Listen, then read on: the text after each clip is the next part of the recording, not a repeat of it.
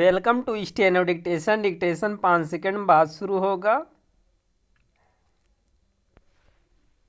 Start. यह विचित्र है कि भ्रष्टाचार के खिलाफ कानून बनाने, उसके सफाई के लिए जंग का ऐलान करने वालों को खुद भ्रष्टाचार करने का एक तरह से हक हासिल था।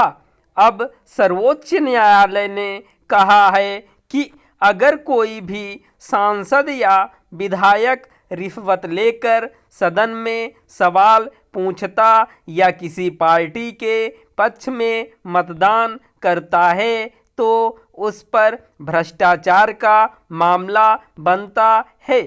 भ्रष्टाचार का मामला उस पर उसी समय बन जाता है जब वह रिश्वत लेता है। दरअसल अभी तक ऐसा करने वाले विधायक और सांसद ऐसे आरोपों में कानूनी कार्रवाई से इसलिए बचकर निकल जाते रहे हैं कि संविधान के अनुच्छेद 105, 194 में कहा गया है कि जनप्रतिनिधियों के सदन में कही गई किसी बात या किए गए किसी आचरण के खिलाफ अदालत में कार्रवाई नहीं हो सकती।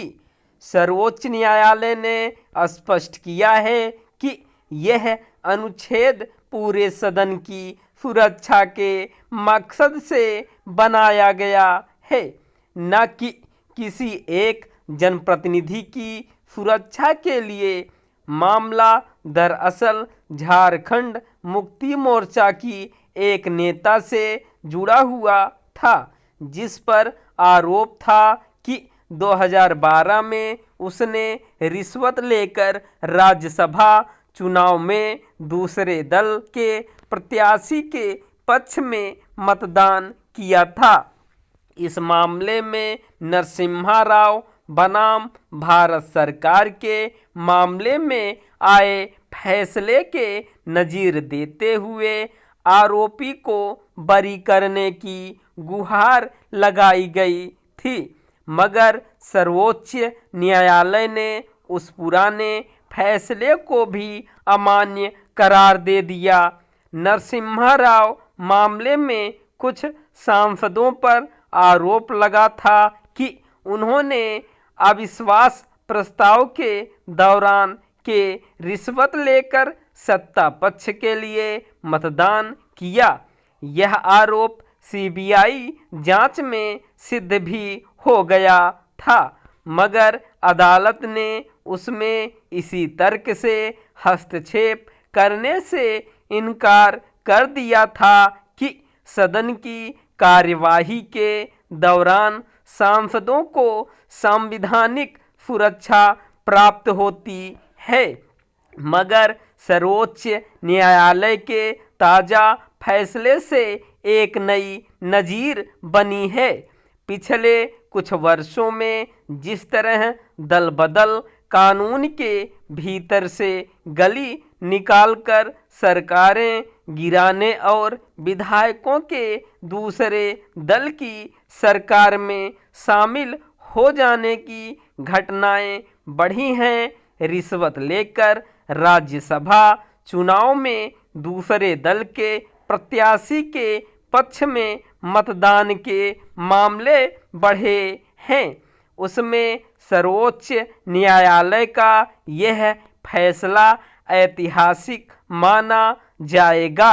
अभी उत्तर प्रदेश और हिमाचल प्रदेश में जिस तरह लाइन लांघकर दूसरे दल के प्रत्याशी के पक्ष में मतदान करने का मामला आया, उसमें भी विधायकों की खरीद फरोख्त के आरोप लग रहे हैं। संबंधित विधायकों के दलों ने उनके खिलाफ अनुशासनात्मक कार्रवाई तो की है, मगर इससे लोकतांत्रिक मूल्यों की शुचिता का भरोसा पैदा नहीं होता। सांसद और विधायक आम लोगों की प्रतिनिधि होते हैं। और जब वे रिश्वत लेकर सवाल पूछते या किसी दूसरे दल के समर्थन में उतर आते हैं तो उससे वे सारे मतदाता चले जाते हैं जिन्होंने बहुमत देकर उन्हें सदन में भेजा होता है। महाराष्ट्र, गोवा, बिहार और इससे पहले कर्नाटक, मध्य प्रदेश में चुनी हुई सरकारों को गिरा दिया गया और वहां अल्पमत दलों की सरकारें बन गईं। इससे लोकतांत्रिक प्रक्रिया को गहरी चोट पहुंची। सर्वोच्च अदालत ने भी कुछ मौकों पर इस प्रवृत्ति को घातक बताया था। जब ताज़ा फैसले से उम्मीद बनी है कि किसी भी प्रकार की रिश्वत लेकर अगर चुने हुए प्रतिनिधि लोकतांत्रिक प्रक्रिया का उल्लंघन करते हैं तो उनके खिलाफ दंडात्मक कार्रवाई हो सकेगी। इससे शायद उनका मनोबल भी कुछ गिरेगा। स्टॉप।